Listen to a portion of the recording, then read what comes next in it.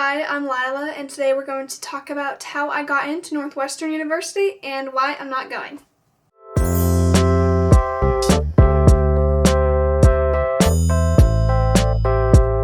So I'm in the class of 2026, which means I just graduated, and I went through all the college process and everything this past year. It's been a really hard topic and decision for me. I think this is a really important kind of topic that gets looked over, and I want to share to the world that it's okay that you're not going to your top school. The case with me, it's a little bit different because I actually did get into my top school. I did get in, but I'm not going. So sit down and let's get into it. I have my phone to kind of look at some notes if I forget what I'm saying so I don't sound crazy. Okay, so first we're gonna go into how I got into Northwestern. Honestly, I don't know. I applied early decision and my major was journalism, which is a very popular school there. So I was a little bit nervous, but it worked out. Not really. My weighted GPA was 4.26 and my unweighted was a 3.99. I had all A's all of my career. It was just I had an A- first semester of AP Stats sophomore year and an A- first semester of AP Environmental Science junior year. Some people I see on TikTok have a 4.9 or whatever. I'm at my school, that's not even possible. I had some friends with 4.3. That was probably the highest I know out of anyone that I personally know. So that's kind of where it sits in the classes that my school offers. SAT score was 1440 and I did not submit. I took 4 AP classes and I took 3 dual credit college classes when I was there, and I took 5 honors classes, I think.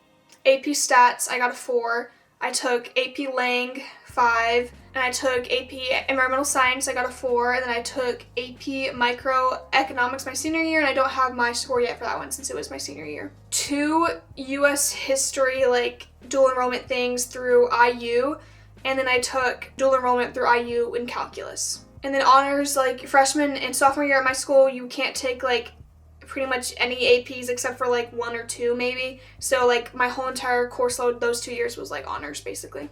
In the Common App for the honors section, I put AP Scholar Award, Tri-M Music Honor Society, Summa Cum Laude Honor Roll, National Honor Society, College Board National Recognition Program.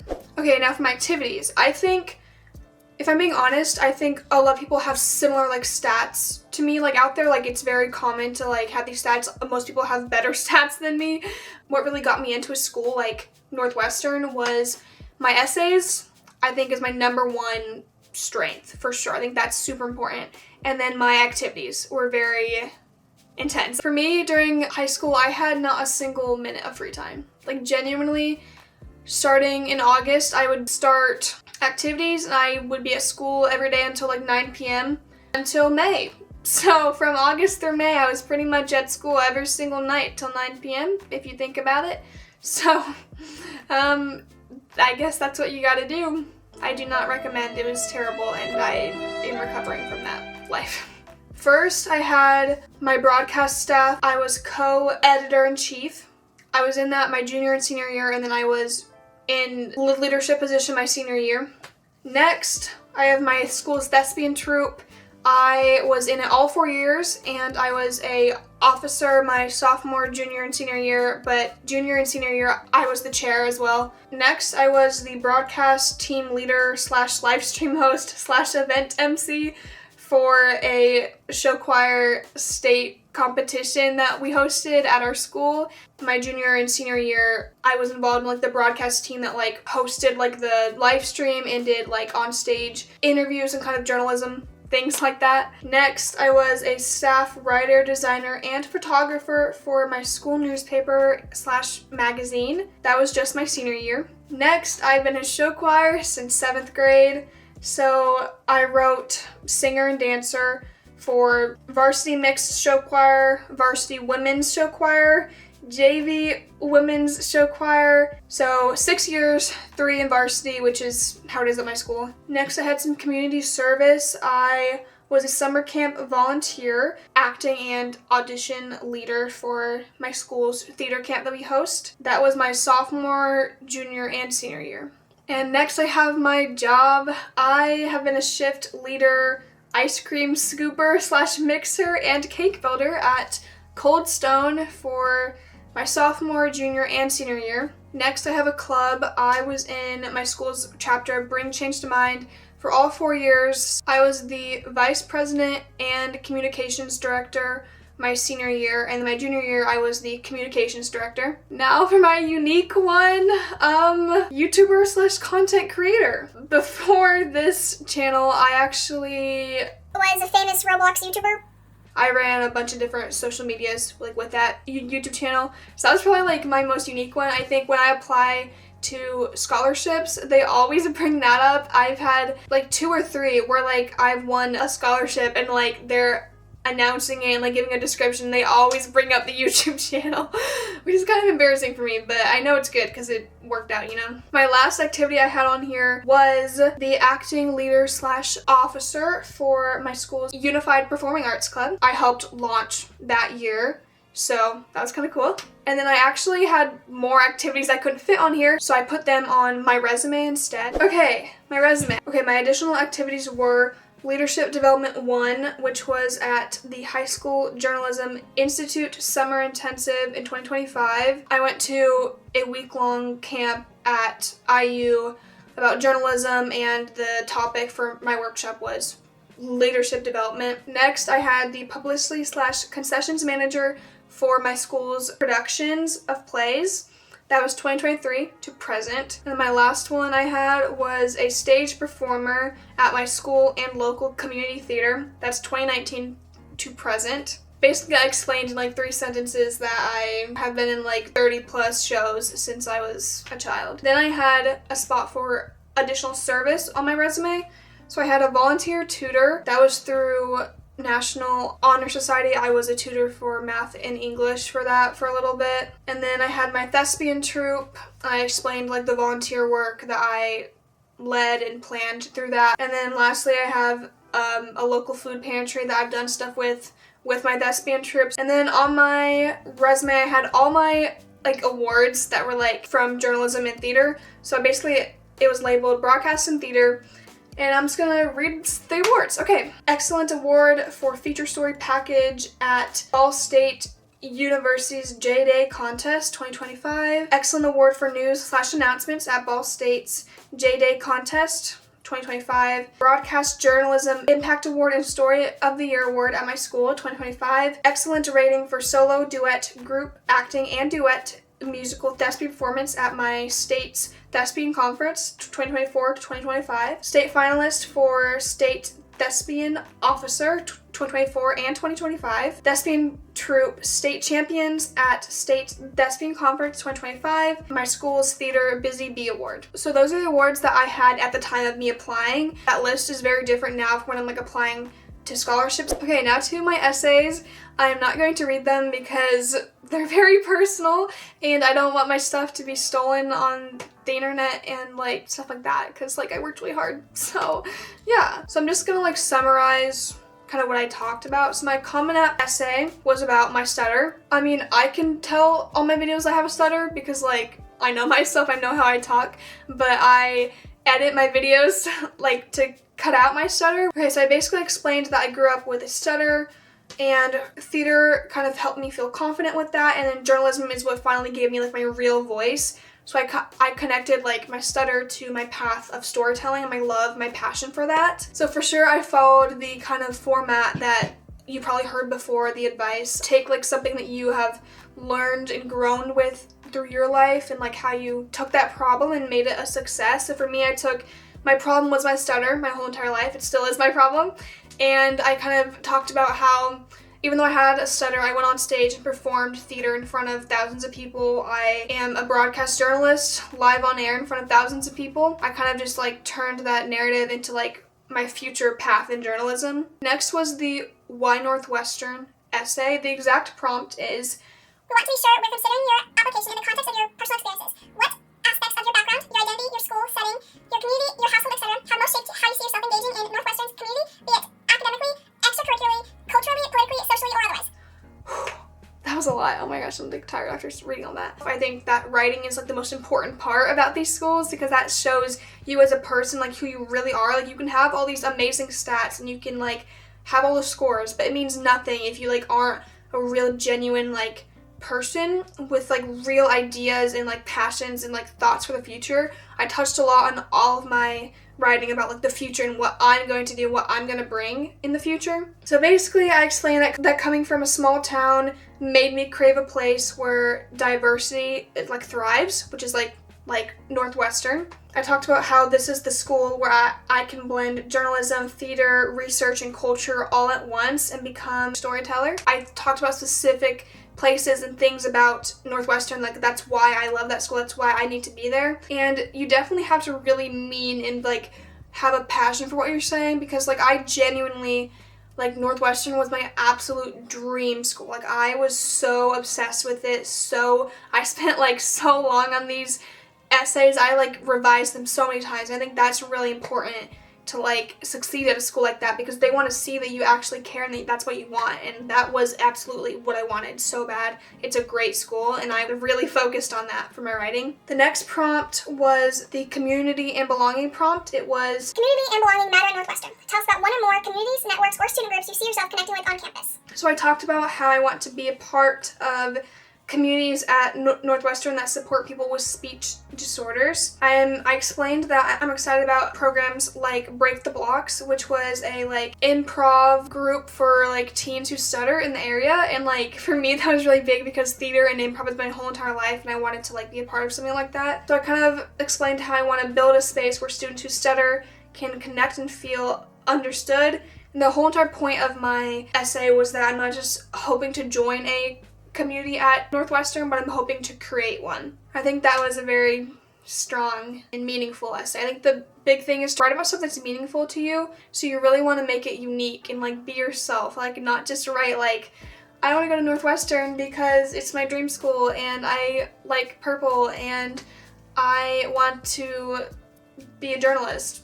Like that's what every single person wants. It's like all of that stuff. Be like real when you're writing. The last essay, and also another personal one to me, was the location prompt. So here's the prompt. Northwestern's location is special. On the shore of Lake Michigan, steps from downtown Evanston, just a few miles from Chicago. What aspects of our location are most compelling to you and why? So in this one, I explained that Northwestern's location is important to me because Chicago is deeply tied to my family's Polish-American history. Being so close to the places that where my grandmother grew up would let me reconnect with that heritage while using the city as like a real world place for journalism. Chicago isn't just a city to me, it's like where I have the chance to blend my cultural roots with my future as a storyteller. So again, I always tie in my journalism into each one of my essays because like that's a part of me and that's what I'm pursuing at college there. And I talked about like the Polish American student group that they have at Northwestern, like how I would want to be a part of that. I'm really proud of that one as well.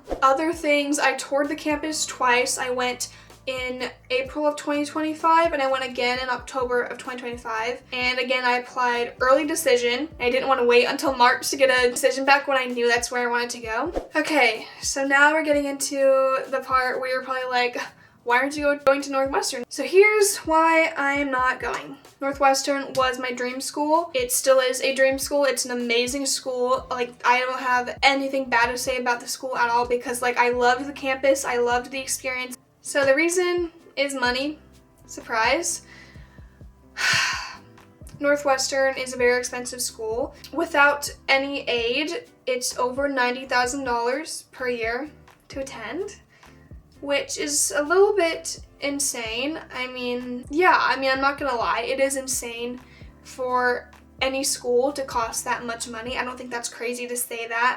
I think it's insane that like any education in America should cost that much. It's a real problem and I really hope that in the future it can be fixed and so students don't have to go through like what I went through with this. I got in December. I knew like my parents had told me that even though I got in, it didn't mean I could go there until we had like the financials figured out, like how much I was paying. And I was hopeful because Northwestern, like their like main thing they always say, it's on all their websites and everything is that they meet 100% of demonstrated need. In my mind, I'm like, okay, so my family can't afford to pay $90,000 a year to go to college, so that means they're gonna meet my needs and I'll be able to go there for like a reasonable like price, like similar to like a state school tuition, you know, for like in-state. Yeah, that wasn't true. I got my financial aid package back in January, I believe. Northwestern had me paying over $60,000 a year to attend the school. I was like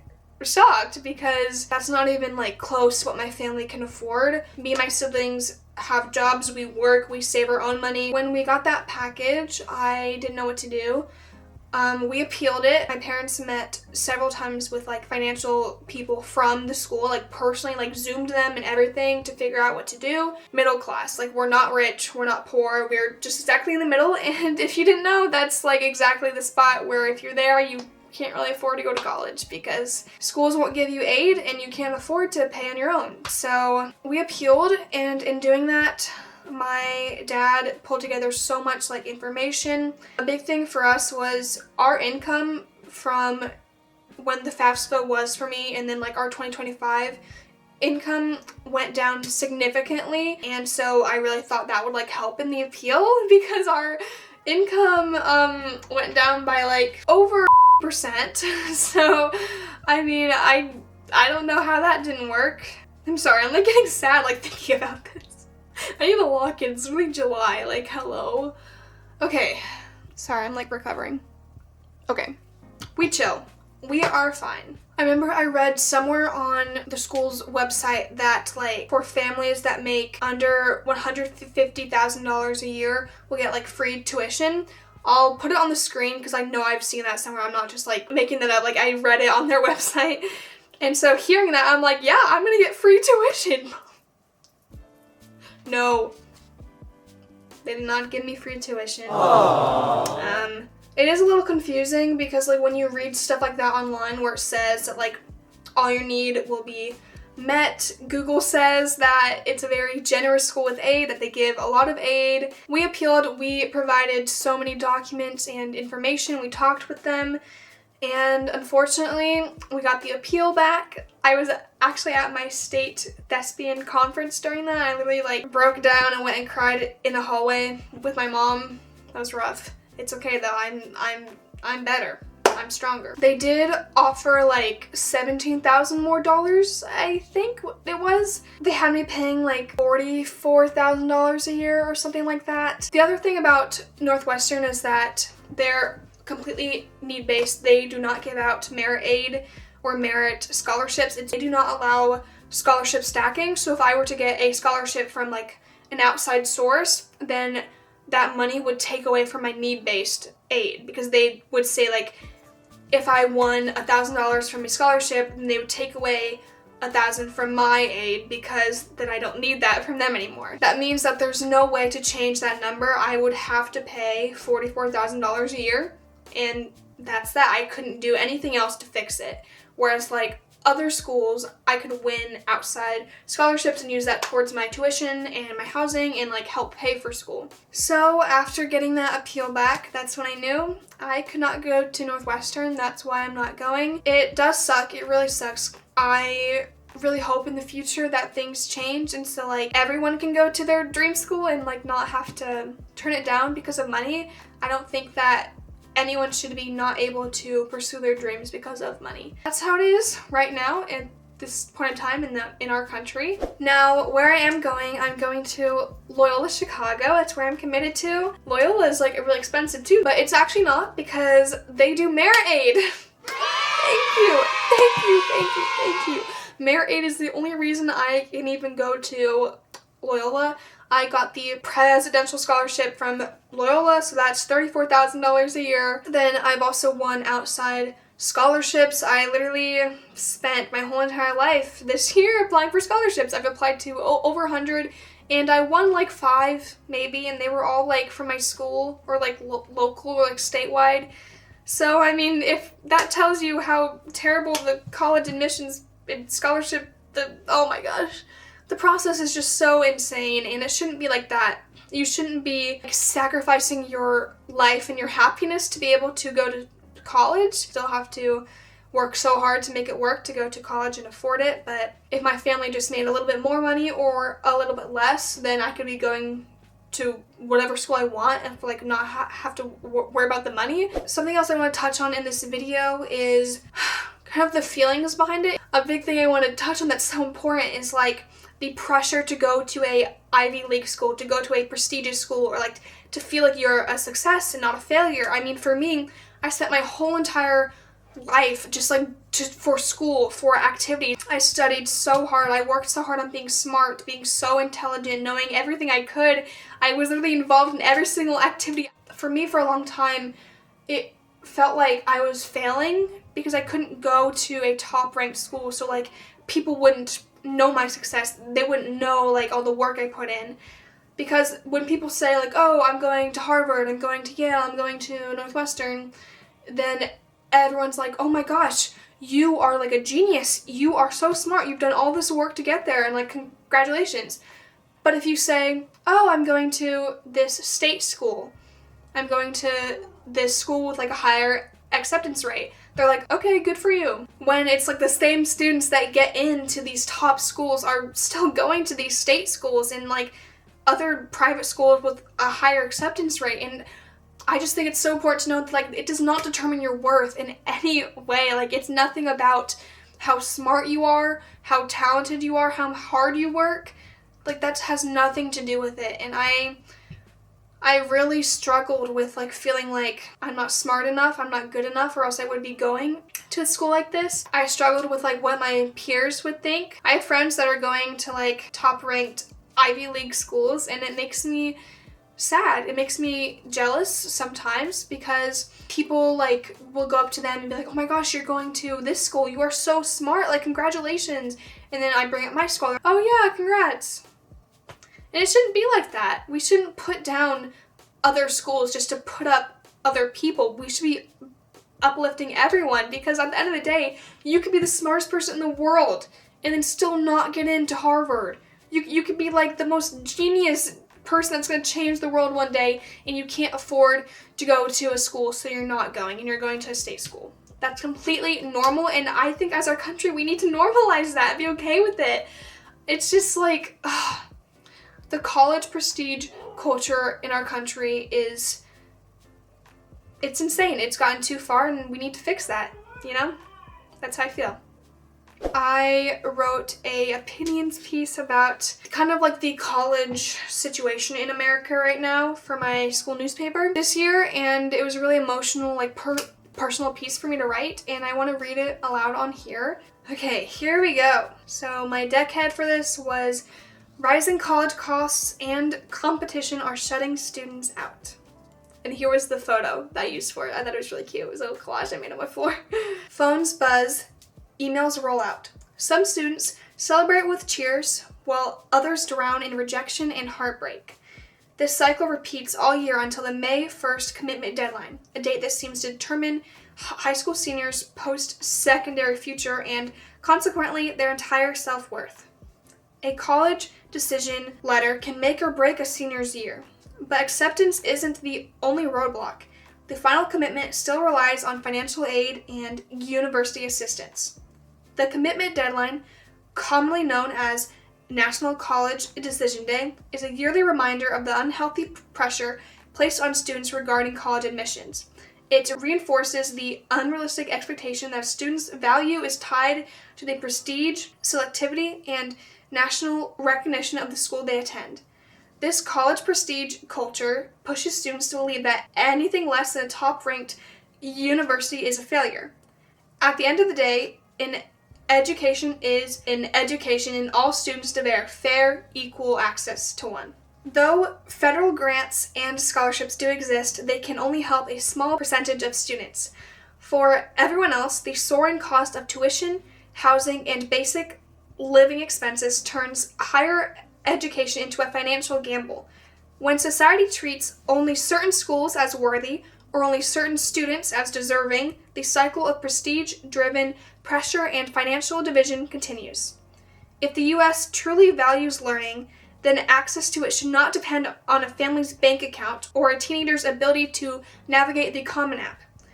Post-secondary education should be a right, not a luxury. In the long run, it does not matter whether a student attends community college, a state school, or an Ivy League university. Selectivity does not guarantee success. Intelligence is not diminished by the school a student can or cannot afford to attend. It is defined by the determination to learn despite the barriers placed in the way. And then I end with a final quote from my source. No matter where you go, it will be okay. It will be okay. It will. I didn't believe it would be okay for a really long time. I'm so excited to go to college. I know I have to work so hard to make it happen, but that's what I'm willing to do because that's what I want. Everything will work out. It will. It may not seem like it's gonna work out, but it does work out. I think Loyola is where I'm meant to be, or else I wouldn't be going there, you know? If I was meant to be at Northwestern, then I would have been able to afford it, and that's where I would be going. But clearly that's not what's meant for me in my path. It has nothing to do with like your worth or like who you are. It's just your life is showing you a different direction, you know? Yeah. Yeah. That's all for today's video. That's how I got into Northwestern and why I'm not going. If you have any questions, please comment below. Just as a reminder, I have nothing but like good things to say about Northwestern. It's a great school. Like, I loved it. Just remember your worth and that it's okay. If you're going through this process for the first time, it will be okay. It will work out. I hope that my stats kind of helped you guys if you're like worried about applying to schools. I hope the financial information also helped. Thank you guys for watching. Have a great day and go Blurs. Bye.